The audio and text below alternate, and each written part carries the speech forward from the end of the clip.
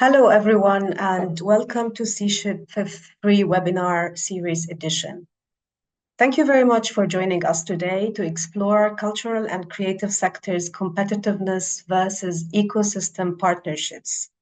This webinar is co-organized by CSHIP and the Excellence Laboratory on Sustainable Innovation in Cultural and Creative Industries, Sectors, and Ecosystems of UniPegaso University, and powered by the Creative Pact for Skills. Before we start, I would like to dedicate a quick moment for housekeeping. Please keep your microphone muted during the presentations, and you are most welcome to use the chat box throughout the webinar. The webinar will be recorded, so please feel free to keep your camera on or off. The last 20 minutes is dedicated to a Q&A slot. If you wish to interact with the speakers during this slot, please raise your hand and unmute yourself. In the next few minutes, I'll briefly present CSHIP and introduce our bright speakers before giving the floor to our first speaker. So I'll start by sharing my screen. So CSHIP is an action learning training, but it's also a program that provides awareness raising on cultural entrepreneurship, and it's designed to for professionals in the cultural and creative industries. It actually addresses 5 sectors, which is visual and performing arts, cultural heritage professionals, cultural institutions and museums, film and audiovisual production, and design.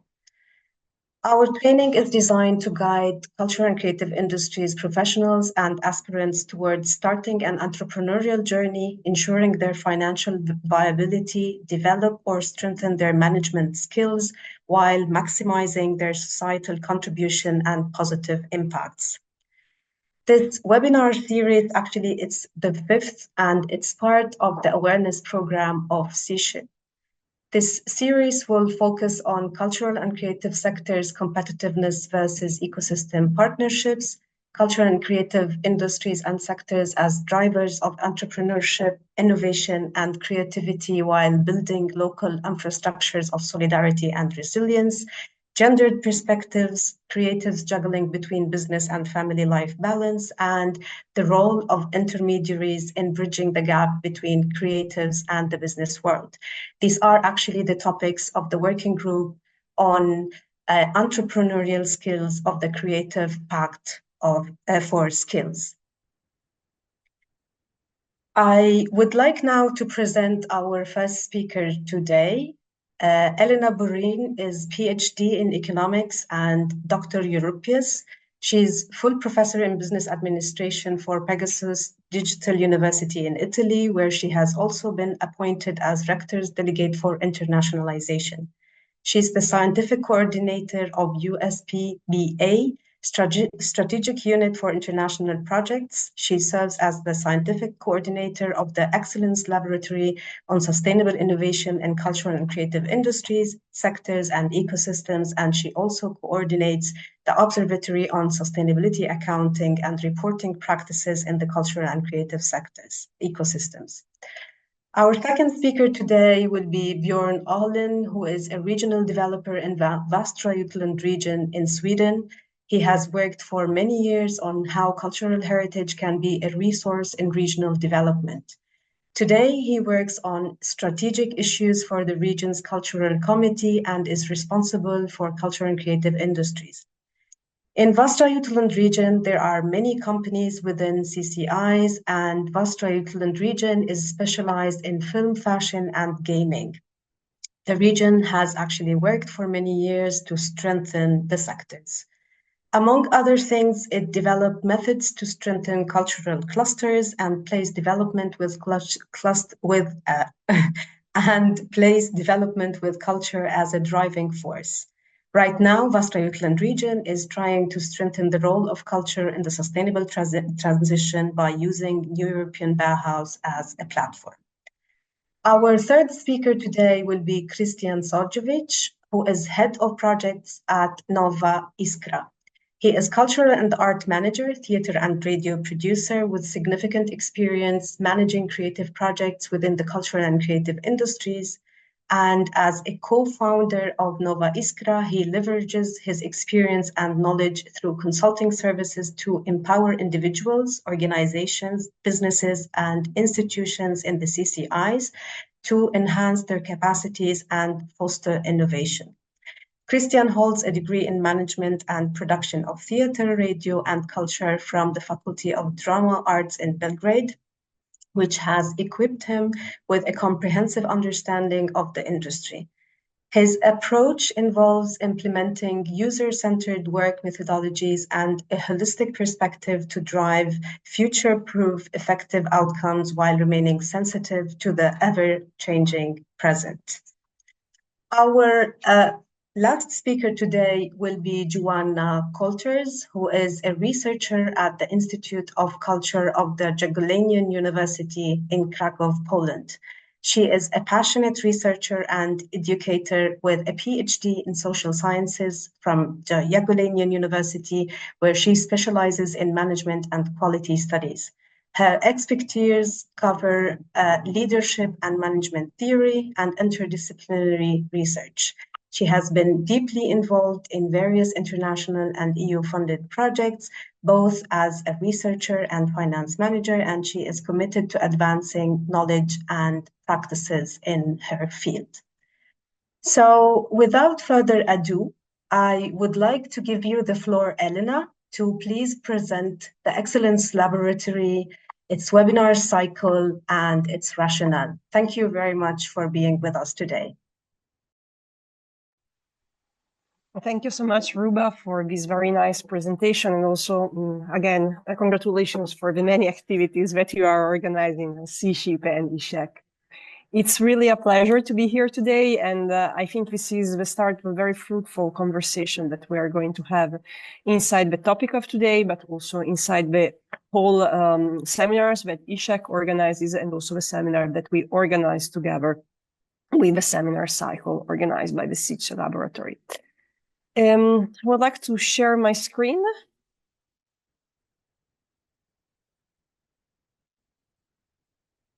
Okay. Can you see it? Great.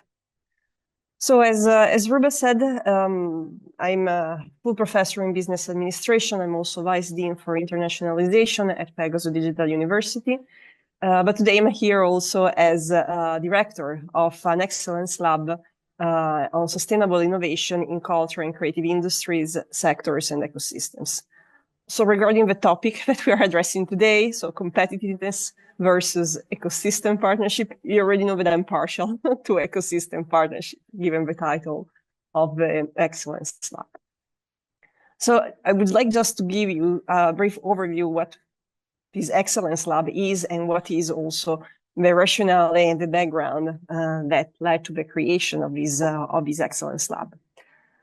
So first of all, it's a lab that has been created recently. We are still in the creation, in the making of many of its activities and also on the scientific committee, although we have already invited all the people that we are interested in involving in this project.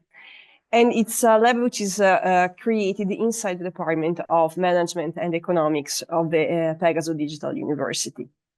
Although it is related mainly to management and economics, which is the field, of course, of the majority of the researchers belonging to the Excellence Lab, the idea is really to start a multidisciplinary, transsectoral, transdisciplinary dialogue in order to really understand what is sustainable innovation and what is the role that culture and creative industries, sectors, and ecosystems can play.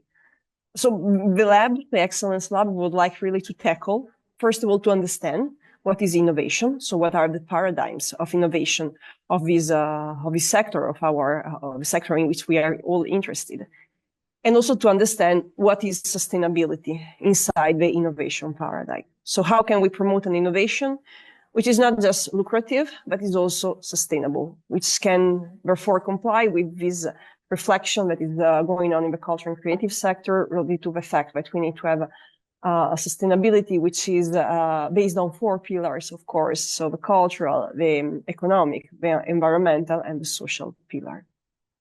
The idea is to tackle this topic really in a transdisciplinary perspective, not only based on the different competencies and approaches, methodological approaches of the researchers that are operating in this, inside this lab, but also in trying to involve, both in the scientific committee and in the activities of the lab, different types of disciplines, different types also of partners, coming from the public, the private, the community, NGO sector, from different country background, and from different, of course, academic also, and universities all over the world.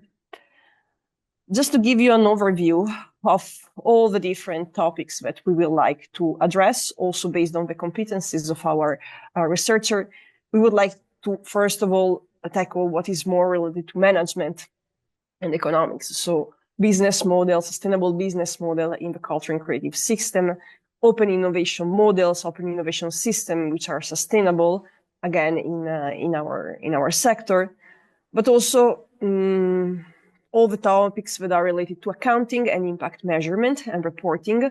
We are working with some of the members of ISHEC also on this topic. And of course, we would like then to have also a broader perspective. So understand what is the role of the cultural and creative industries and sectors in dealing with global challenges, such as digital and green transition, sustainable practices, territories. So how is sustainability interpreted in territories? And then, of course, all the related topics, all the related sectors, such as tourism, such as the agri-food system, also business intelligence and knowledge management and intellectual capital. So the scenario is really broad because we believe that we need to develop this reflection together with different disciplines and backgrounds.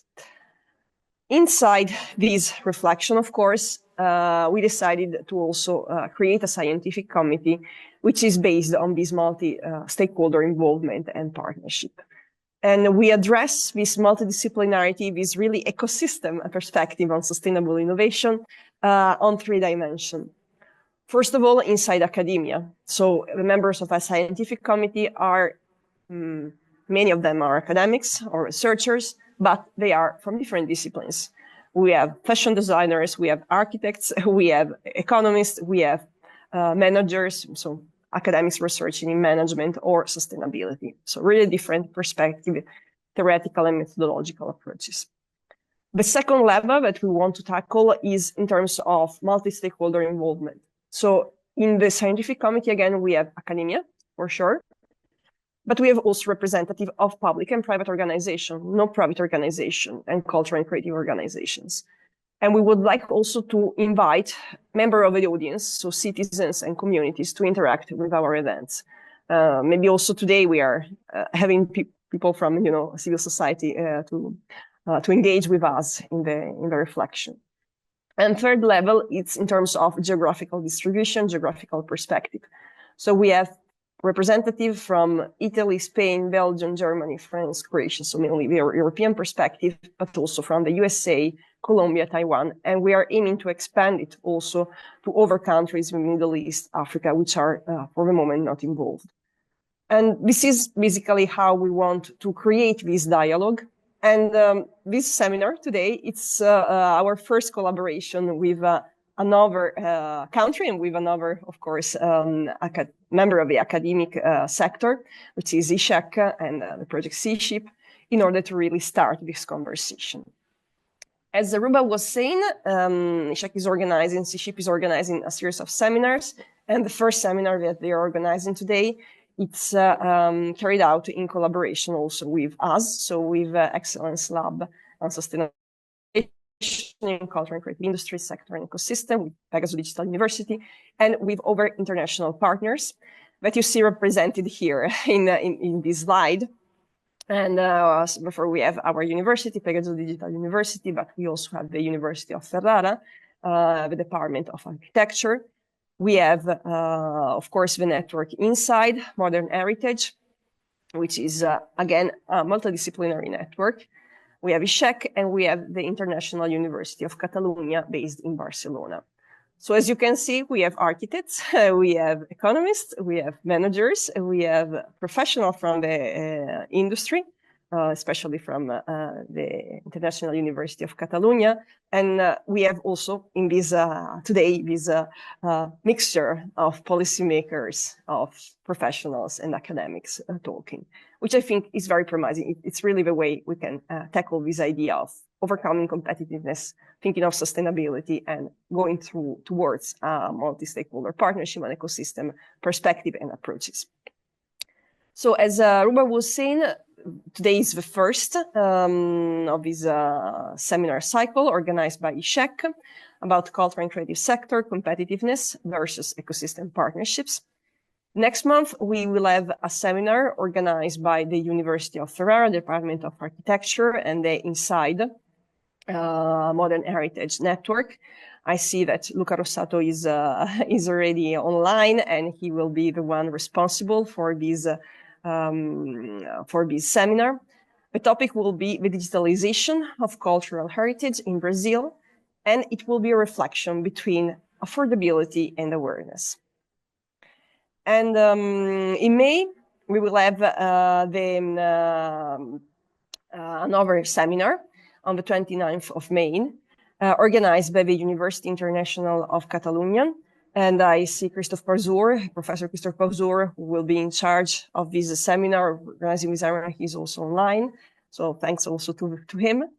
And it will be about exploring the tension between sustainability narratives and the concept of artistic freedom.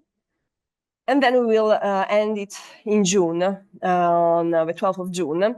It will be an event which will take place in a physical location in Rome, in collaboration with Civita Association and the Observatory on Sustainability Accounting and Reporting, Culture and Creative Ecosystems.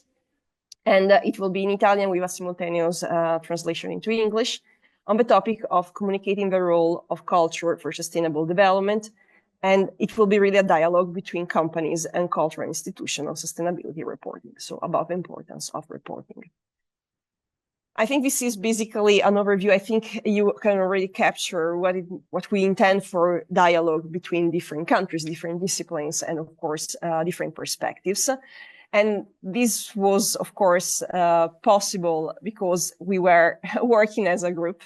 So I would like to thank really the members of the scientific committee, so apart from me and Ruba, Saleh, but also Kristijan Sujevic, Christoph Pauzur, Luca Rossato, and Alfredo Valeri, and most of all also the organizing committee, which of course you see them already here also today, so Karen, Daniele, and Martina Manzo, and thank you so much for your excellent work and dedication. Okay, so I think I will stop here by stopping sharing my screen and really letting the debate continue with your speakers.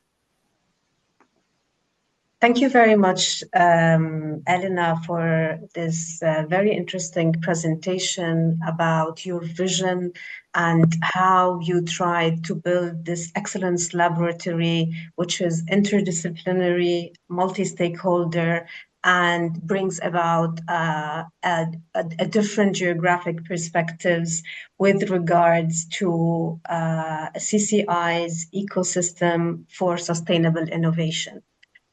Moving from academia, I would like to give the floor to you now, Björn, from a hands-on regional developer perspective. Can you tell us a little bit about what are the priorities of Västra Götaland region in terms of CCIs, sustainable innovation, ecosystems, and what are the main challenges you are facing in implementing them? I hope so. I will try. Can you hear me? Can you see the presentation? Yeah, we can hear you, but we can't see the presentation yet. Okay, why? Try to share.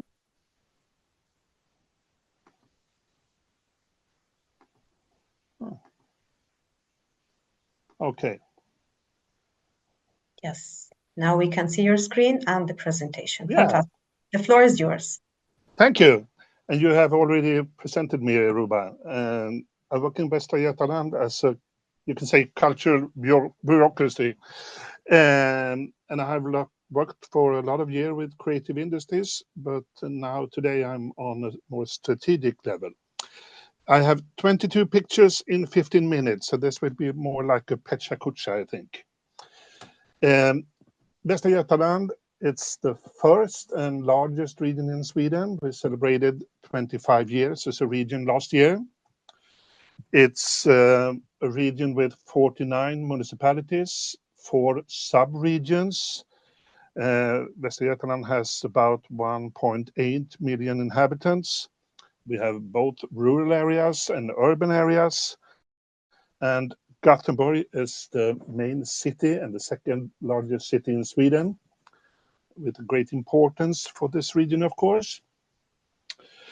And the regional parliament and administration are responsible for healthcare, public transport, culture, and regional development. And when the region was formed 25 years ago, we took over the responsibility for the regional development from the national level. And from the start of the region, culture has had a key role in the region. We have institutions that are on, you can say, international level, such as our opera house and the Gothenburg Symphony Orchestra, which cost a lot of money to have. We have the largest regional cultural budget in Sweden per capita, way more than other regions put into culture. And in our smart specialization strategy, creative industry is part of it. So you can say that culture is almost integrated in the regional development of Västra Götaland. But this must be said, West Sweden's success is historically built on industry and commerce. And the most important industries in Västra Götaland is life science, mobility. We have the largest port in Northern Europe, so trade and commerce and transportation and export is very important for the economy in Västra Götaland. So even if it's not always said, many people and many politicians think that real companies is companies that produce things like cars. And that's a problem when you work with creative industries. And working with creative industries in a region, it's really at the intersection of policy areas, mostly between 2 policy areas. The policy areas on business and regional development with the Regional Development Board, and the culture policy with Culture Board. And for the Regional Development Board, I think they understand the importance of culture as the instrumental values in culture, and the importance of culture to be an attractive region. They don't really understand the logistics and they don't really understand the culture, so to say. And on the other hand, the Culture Board, they don't understand businesses and they won't talk about industries. So I work very close to colleagues working for the Regional Development Board, and I work closely to the Culture Board, and we try to manage this.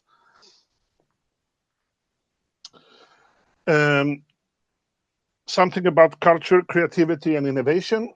Västra Götaland region is ranked as one of the top innovative regions in Europe.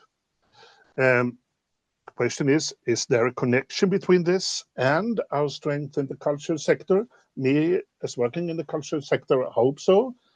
But the truth is, even if not depending on culture or not, but we have a very robust infrastructure for innovation and business support in the region. So, for example, this is the infrastructure for support in business and entrepreneurship.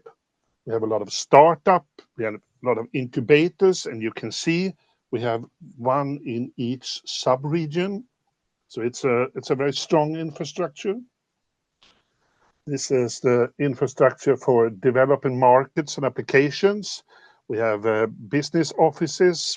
We have an export organization. We have financial support for businesses and so on. Also one in each sub-region. And this is the infrastructure for accelerating research, testing, and demonstration with universities, science park, and research institute. And I think that Västra Götaland is, we are famous for having such a robust infrastructure for supporting industries. But the question is, does this structure meet the needs for cultural entrepreneurs? Well, for some of them. And I will give some example. The infrastructure for supporting companies and entrepreneurship is built on growth and scale up, and not for, like most of the companies in the creative sector, solo companies that don't grow and don't scale up, but cooperate with other small businesses. And they are not used to this in this infrastructure. And if you ask people running companies in the creative industry, they say running a company in creative industry is 90% as a normal company. It's a plumber company or something. But the last 5% is crucial. And the last 5% is the understanding of and the belief in the dynamic of culture. And if the support system and the incubators and the science park and so on don't understand the logistic in culture, they can't help them fully. That's a problem, I think. Some numbers, you can explain the creative industries, and I try to do it for my politicians by using numbers. There's 22,400 companies in Västra Götaland, 24,500 people working in creative industries. 80% of them are solo companies. The turnover is 8 billion euros. The turnover increased with 33%, and so on. And this is not numbers. It doesn't say anything to a politician that not really understand this. So we used to do like the Kia Institute did 2005, compare it to something that our politicians understand. And one thing it's easy to understand is the car industry. So compared to the car industry, creative industry employs more people than the car industry in Västra Götaland. Creative industry has higher percentage growth than the car industry, and both sectors contribute roughly enough, equally to the economy of Västra Götaland. It's another way to explain the importance of creative industries. And we often talk about creative industries as one industry, but in fact, it's 9 or even more industries with totally different business models. So you can't have one system to help both the performing arts companies and the architecture companies and so on. It's different logistics. And I will give you some examples from the most important sectors when it comes to companies and turnover and so on. And it's the film and gaming industry and the design and fashion industry. And in January, I think, or maybe December, Sweden have a new strategy for creative industries. We haven't had one for many years. So we had to look at the strategy on the European level, but now we have a national strategy for creative industries. And it describes creative industries in very general terms. But I think in a regional perspective, creative industries must be understood in a geographical context.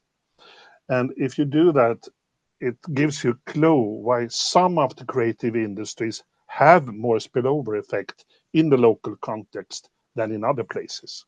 And I hope I can give you 3 examples. Design and fashion industries in Västra Götaland is mostly located to Borås. And you can see a needle there in the map where Borås is located. Borås has been a textile cluster for over 300 years. And in the 19th century, this was the center for textile production in Sweden, with a lot of industries. And as in the rest of the Europe, or the rest of the, at least the Nordic countries, in the 1960s, this crashed totally and the production was moved to other places in the world. But in Borås, they kept the research and the design.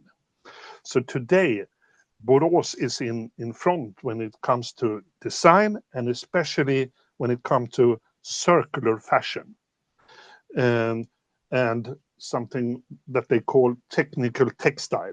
It's like weaving a new heart and so on. Textile in healthcare and so on. So it's not about fashion and clothing anymore, but it's about textile.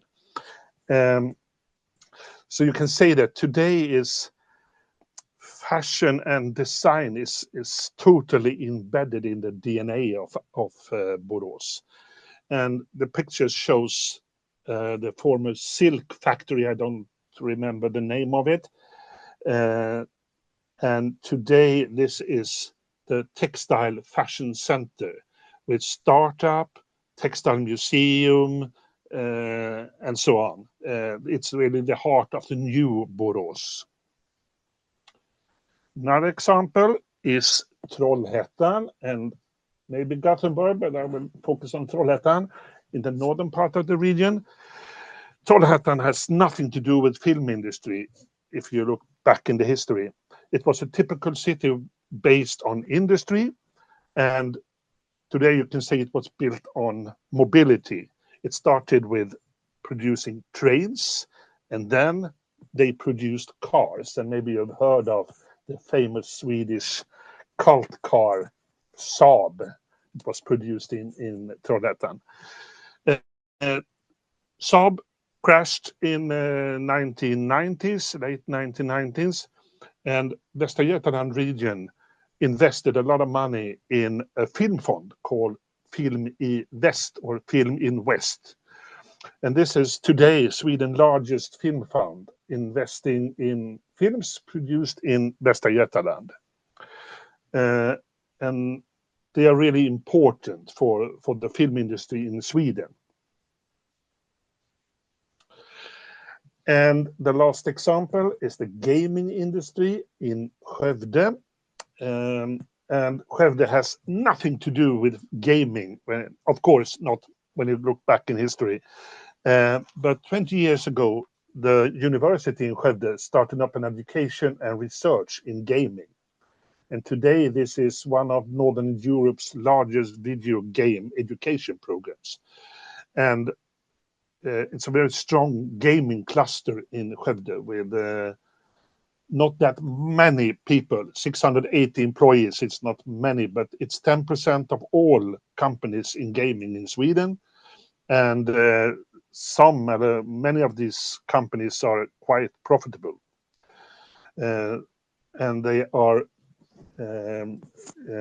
growing very fast. So 10 years ago, we didn't understand gaming was important, but today it's very important. But creative industries, they are not only an isolated industry. Creative industries are integrated in almost every other industries today. Volvo is depending on design. I mentioned the textile industry and so on.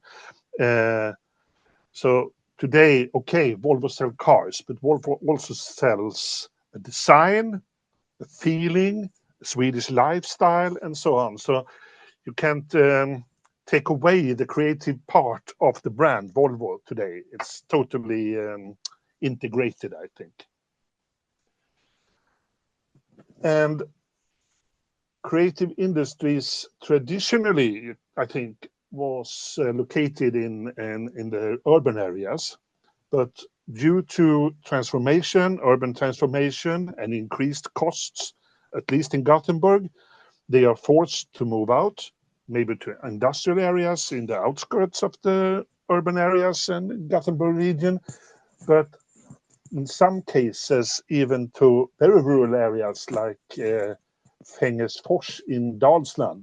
This is a former paper industry in a very small village in Dalsland, with one of the most important design and creative industry clusters that we have in Västra Götaland. And those creative clusters can have a huge impact on the place.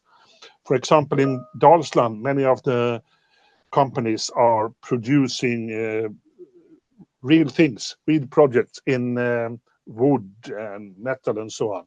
And this broadens the portfolio of what kind of companies there is in Dalsland. So it can have a great importance.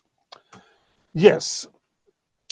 And what do we think on the regional level about this, and what can we do? This is it's a rough example of our plan to strengthen the creative industries. We realized that the knowledge about these industries are quite low, so we have to do something about that. Today we have almost finished an information booklet that we will use to our politicians, but also to the politicians in the municipalities in the region, how they can understand the logistic and this sector. And we are putting up a training program for people working in the municipalities. And next thing that we are thinking about right now is to think about how this strong infrastructure that I explained for business support, can this be better to support creative industries? We have to do something to make them be better to understand creative industries. Or do we need to put up a specific support structure for creative industries? We don't know, but we are investigating it right now. The third thing that we are doing is that we try to strengthen the role of creative industries in sustainable transition. And we have taken one step by, we are about to form a local chapter on the regional level in European Bauhaus, where we have also tried with some project to use design competence from the design companies and architecture companies in sustainable transition in some municipalities. We are just in the beginning. And the fourth thing is the importance of place for creative industry and vice versa. And here we are continuing to strengthen by place-making processes, strengthen the clusters for creative industries, not at least in the rural areas. But we are also looking at rental models or experimenting with models for keeping the creative industries in the urban areas, because it's very important if we think this kind of industries are important for Västra Götaland. And the last is that we try to ensure skill development and regeneration in the cultural sector. And we do that in cooperation with the universities in the region. Yeah. Thank you. Thank you, Björn. Thank you very much for this for this incredible presentation about the not only the state of art of what exists in the region, but also what is the state of reflection at the regional level in terms of how to raise awareness at the municipality level, but also at policymakers level of the specificity of and characteristics of the sectors, what are the production cycles, spatial, temporal, and organizational needs, You raised a very important point also in terms of strengthening the infrastructure, or maybe creating a specific infrastructure, how to strengthen the idea of the new European vows and the sustainable transition. But also you highlighted the importance of the role of clusters and place. So a lot on the proximity economy as well. And the last point, which is in line with the union of skills and the Pact for Skills, and actually the Creative Pact for Skills, you raised the point of the relevance of skills, which is a very important point. So thank you very much for your presentation. So now we moved from the academia level to policy-making levels. And I would like now to move to you, Kristijan, and speak from a cultural entrepreneur perspective to tell us more about your work at Nova Iskra and how do you try to create these kinds of ecosystems and partnerships. Thank you, Ruba. I'm going to share my screen. Okay, do you see the presentation? Yeah. So the long title, but mainly is the competitiveness versus ecosystem building in Serbia and Western Balkan. I don't have so many pictures. Actually, I don't have any picture, but I'm gonna be, I'm gonna try to be within 15 minutes. So, hi everyone, and thank you, Ruba, for the introduction. I'm really glad to be here and to be part of this important conversation. As you know, my name is Kristijan. I'm the co-founder and head of projects at Nova Iskra. It's a creative hub based in Belgrade, Serbia. And today, as Ruba stated, I'm going to talk about our journey at Nova Iskra, how we worked to redefine competitiveness in the culture and creative industries, and how that has gradually evolved into a broader collaborative ecosystem model, both in Serbia and across the region. I will also share some practical examples and key learnings from the projects we are involved in. And hopefully this will offer both inspiration and concrete ideas for your own work in the culture and creative field. I'm gonna start with some context. So in the last decade, we have witnessed major shifts in how culture and creative industries function, economically, socially, and politically. There's a growing understanding that the traditional models where individuals and organizations compete for limited funding, exposure, and audiences are no longer enough. So we are seeing increasing pressure on creatives to collaborate, to think beyond their fields, and to connect with technology, entrepreneurship, and the social innovation. All the buzzwords, and more than ever we need ecosystem partnership, so models that foster shared infrastructure, knowledge exchange, and long-term capacity. At Nova Iskra, we have been responding to that shift for more than a decade now, actually for now will be 13 years. And what we do, we build a space where creatives, communities, and institutions can grow together.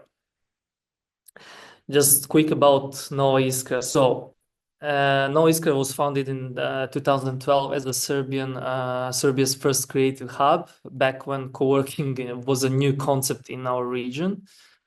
But very early on, we realized we need to be more than a space, to be more than a co-working space. So we had to be a platform that builds connections, builds people's capacities, and support collaborative creativity. And today we operate at that intersection of design, education, entrepreneurship, and innovation. We have worked with freelancers, artists, startups, NGOs, ministries, municipalities, universities, etc. And we become an active partner in several EU and international projects, not just as participants, but as contributors. So shaping how culture connects with learning, digital transition, sustainability, and inclusion. And yeah, we are still growing, but our mission has stayed the same: to support the people and ideas to push culture and creativity forward. How is the ecosystem in Serbia and, as I said, a little bit broader Western Balkans? In Serbia and Western Balkans, we face unique challenges. We have brilliant minds, incredible talents, rich cultural heritage, but we often lack the systematic infrastructure to support and sustain creative professionals. So the public policies tend to be reactive, funding is inconsistent, formal education still hasn't caught up with the realities of the creative economy. So much of the work that's done and happens despite the system, not because of it. So this is where hubs like Nova Iskra, become essential. We love to say that we act as a connector, so between the sector, between the institution, and between the people. So we bring creatives into the dialogue with the private sector, education, and policy making. And we help build the stronger regional narratives for the Western Balkan. So one that says we are not on the periphery, but part of Europe's creative and innovation future. I'd like to zoom out now and reflect on the shift we have seen in how competitiveness is understood in our sector. In the past, it was often about the individual. For example, an artist competing for a grant, an NGO competing for a project, or a small studio competing for attention. But the model is not sustainable. It isolates people and limits their potential and the potential of the sector. So we started asking ourselves, what if competitiveness isn't about beating others, but about how we collaborate and lift each other up? And that led us to embrace ecosystem thinking, focusing on the networks, interdependence, and mutual value creation.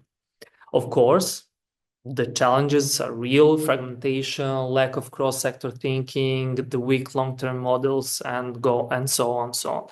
But those are exactly the problems ecosystem models are built to address. How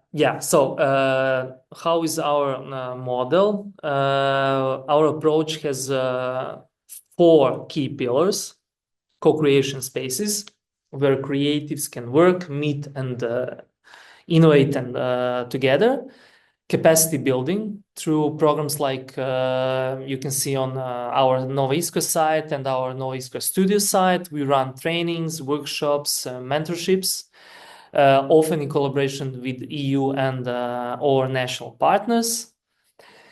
Cross-sector partnerships. We connect artists with designers, engineers, researchers, municipalities. So creating conditions for innovation and working together.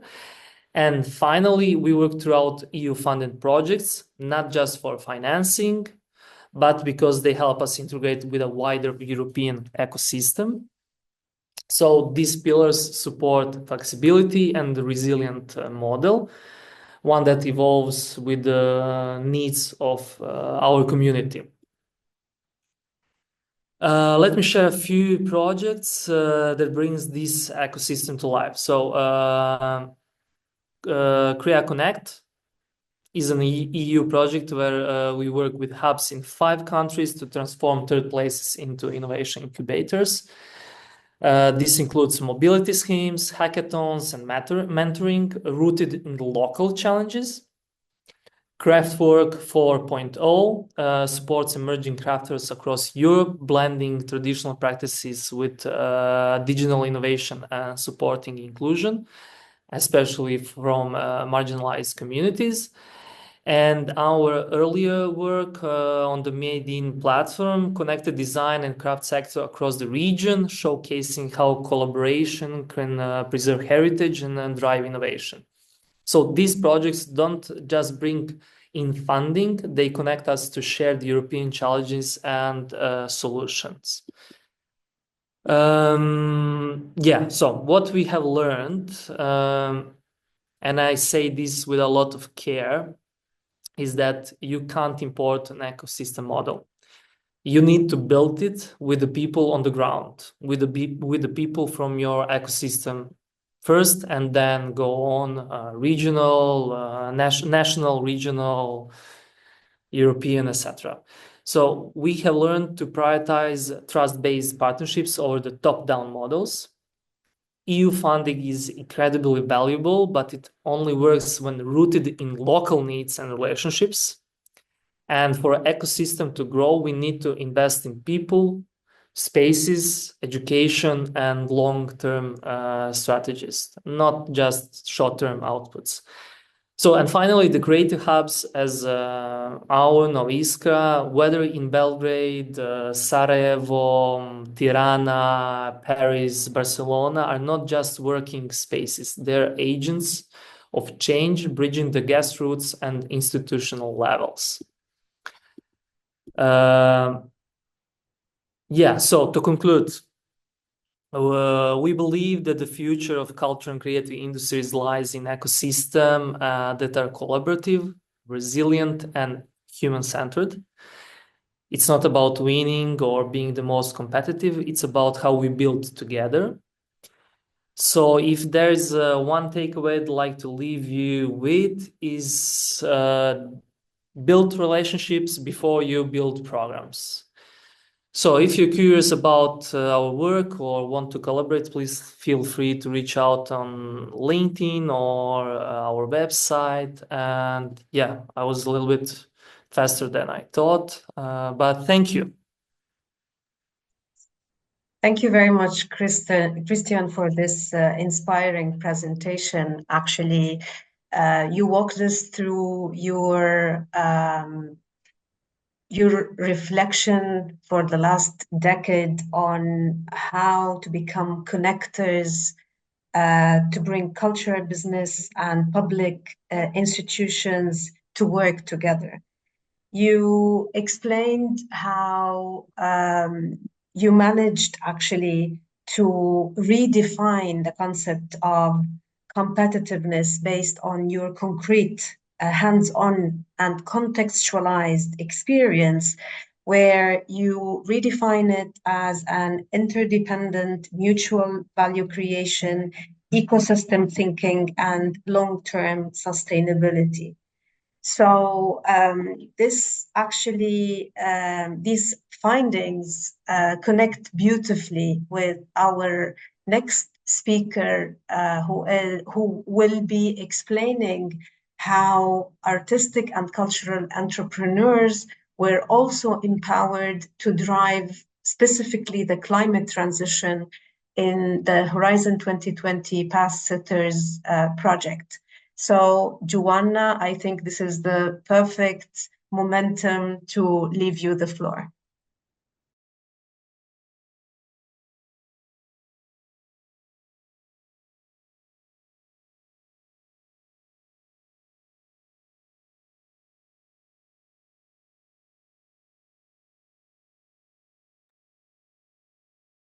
Joanna, you're still muted.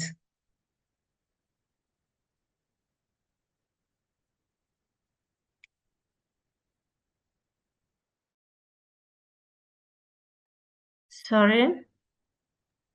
Let me back to the presentation.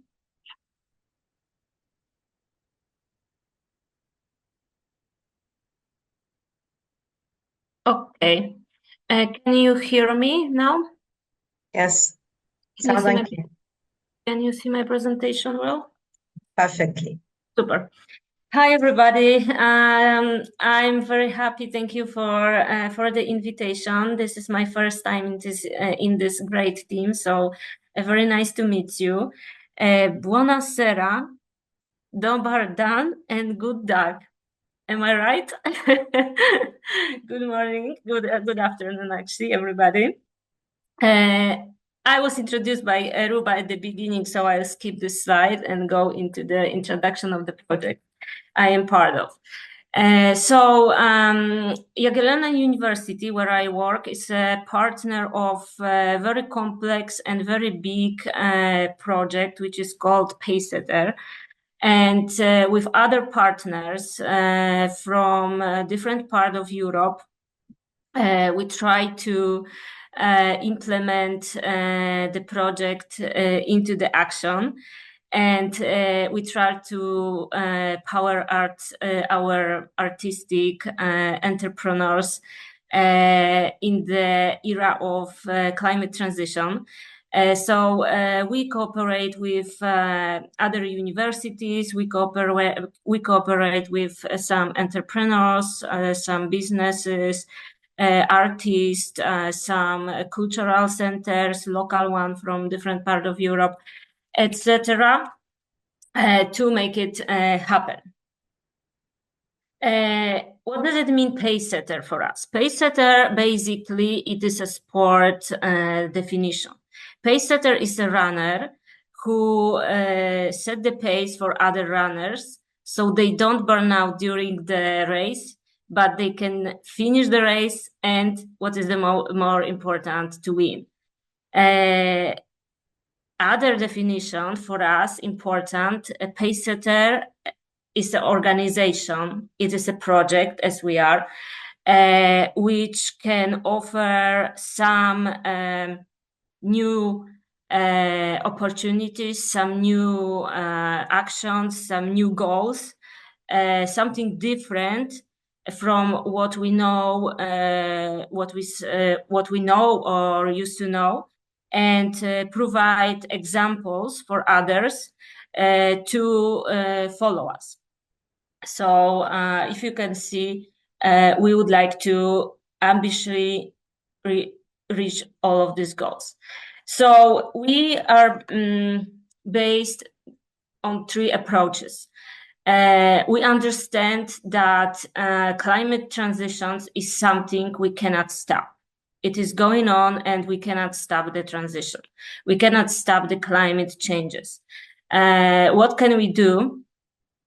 We can change a little bit our thinking. The way, how do we think about the transition? We understand that the climate changes are the fact. And what can we do? We can change thinking, the way of thinking, the approach, the model, from weakness to strength. We understand that, and it was mentioned today before on the Björn presentation, that the creative sectors is very fragmented, is very divided. There is a lot of, like you said, unique business models. So we understand that, but we would like to build on this in the project. So we treat it as a strength, not a weakness of in our project.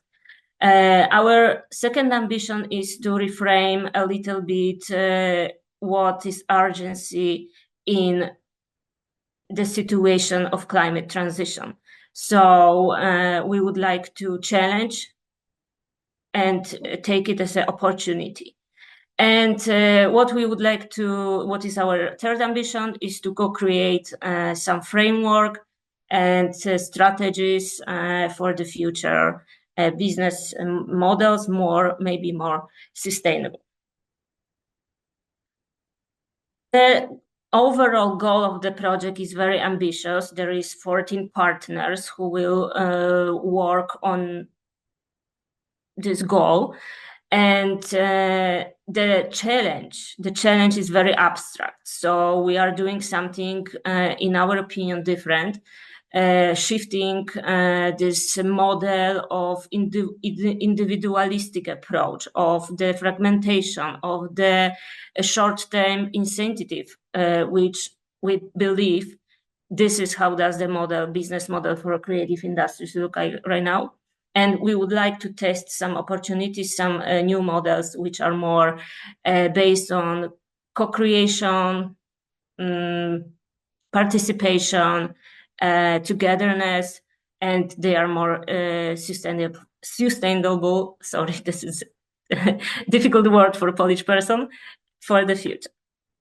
And what is the meta goal? What is the goal behind our project is to support artists and their sense of agency and creation and creative conditions, so they can be empowered and so they can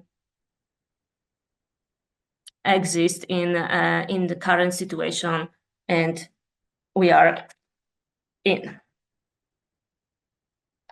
The project is big. What does it mean? It means that there will be a lot of research. So we try to fill the research gap, which is, like I mentioned before, and it was mentioned on other presentation too, because the fragmentation of the sector, we don't have much data. We don't have much information. We don't have much research. So we try to fill this project also try to fill this gap, this research gap in the social science and maybe artistic.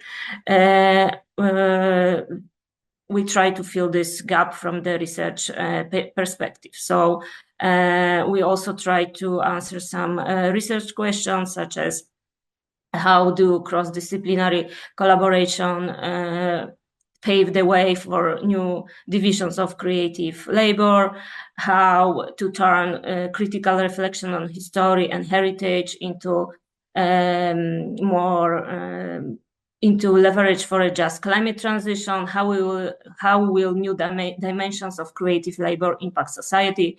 So those are the most general questions we can face, and we try to answer in our project. Our methodology is also, as whole project, pretty complex. The basis is ecosystem approach. The basis of the methodology is also co-creation and co-research approach. We are going to research and analyze it will be the process. So we plan to have few iterations and retesting, etc.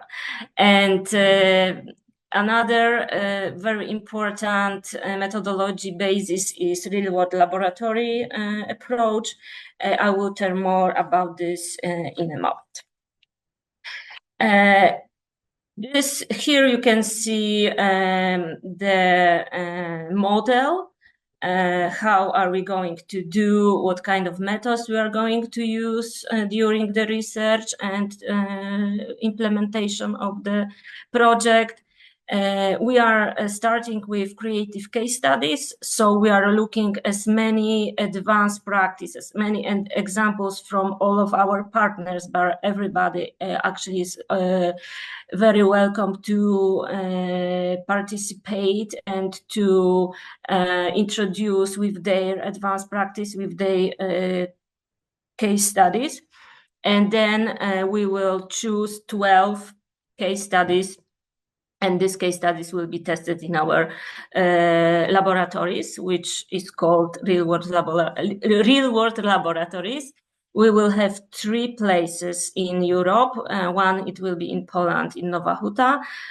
One, it will be in Henelbasin in Spain, and one, it will be in Galway, Ireland. So 3 real-world labs, and then we will test 12 advanced practices there.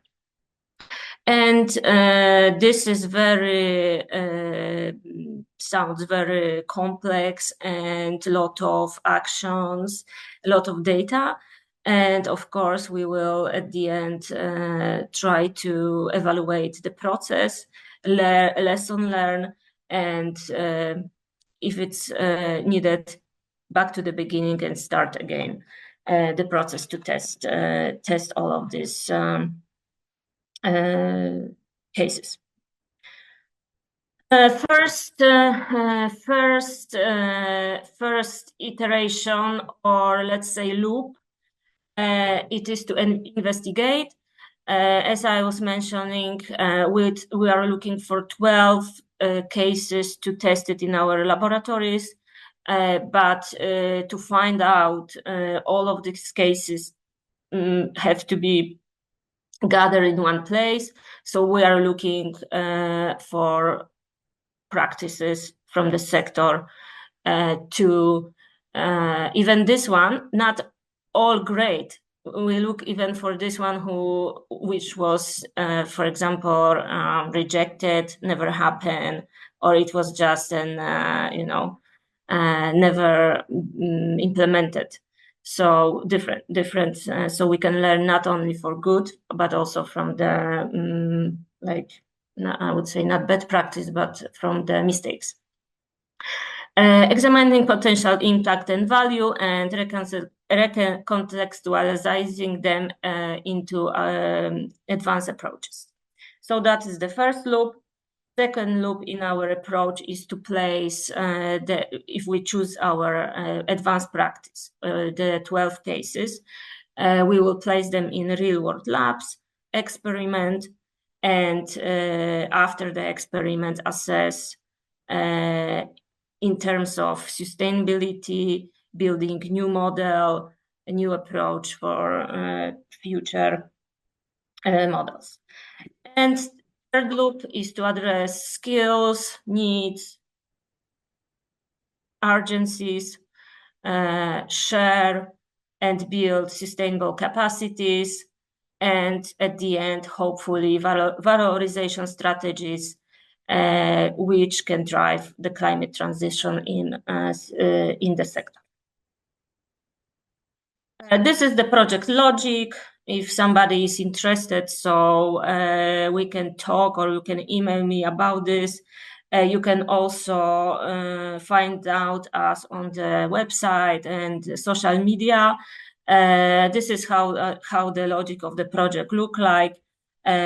We had to put complexity into more simple divisions. So that's how does it look like.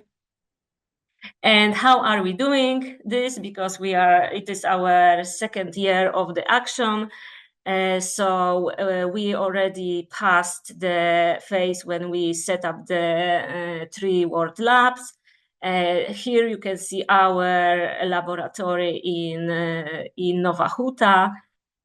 Through the sharing session, co-creation workshop, journaling, participatory observation, collaboration, discussion, nice time, very creative.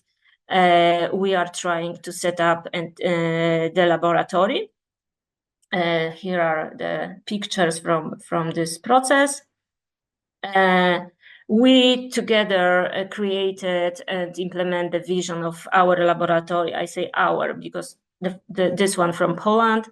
We work together, artists, culture center, researchers. We work together on the vision and mission of the laboratory. We called them Cultural Resilience Laboratory, so our lab has a name right now. And we work also on the mission of this laboratory, so everybody have a common sense of what we are doing for and how we are going to do tests in our laboratories. We also work together on the common values, which are responsibility, community, initiation, respect, openness. Through our workshops, few meetings, and discussions.